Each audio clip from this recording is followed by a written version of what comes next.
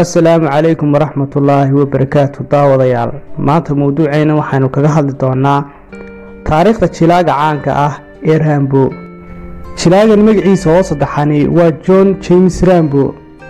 Waxa uu dhashay taariikhda markuu ahaa 1947. Waxa uu ku dhashay gobol ka mid ah gobolada Mareykanka kaasoo la yiraahdo Arizona. Hooyadii waxay haysataa dhalashada waddanka Jarmalka.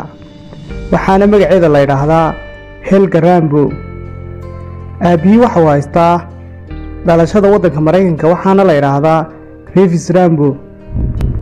Kelmadda amba ereyga Rambo waxa lagu fasiraa ama waxa lagu macneeyaa qof bilaa taxaddar ah kaasoo iska tira awaamirta isla markaana isticmaala rabshad si uu u xalliyo dhibaatooyinka ugana hortago khataraha isla markaana gala meelaha khatarta ah keligii.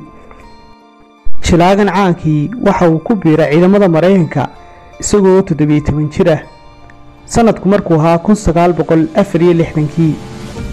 kadib waxa la geeyay dalka Vietnam.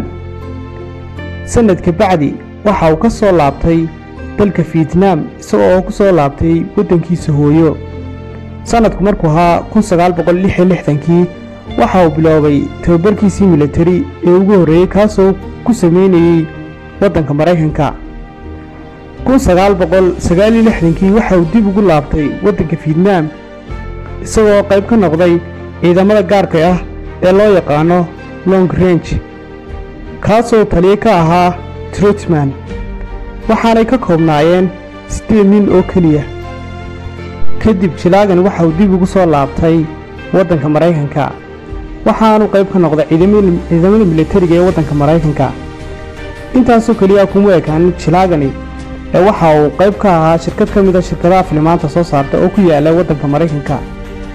waxaana uu shaashada ka soo muuqday sanadku markuu ahaa 1972 isagoo matalaya filimkiisii ugu horeeyay ee uu ku soo caan baxay ee loo yaqaanay Novel First Blood kaasoo director ka ahaa David Morrell.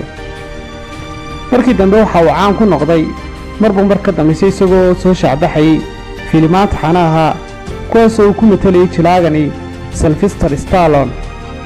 sidaana uu ku noqday mid ku soo caan baxay taariikhdiisa. taawadayaasheeda sharafta lahow intaasoo kaliya kuma ka taariikhda jilaagan caanka ah ee John James Rambo. waxaanay soo martay marxalado kala duwan laakiin waxaan soo qaadanay intii ugu muhiimsanay taariikhdiisa. daawadayaal mowduuceeni maanta intaas inuu ugu eegyahay waa inoo muuqaalka xiga.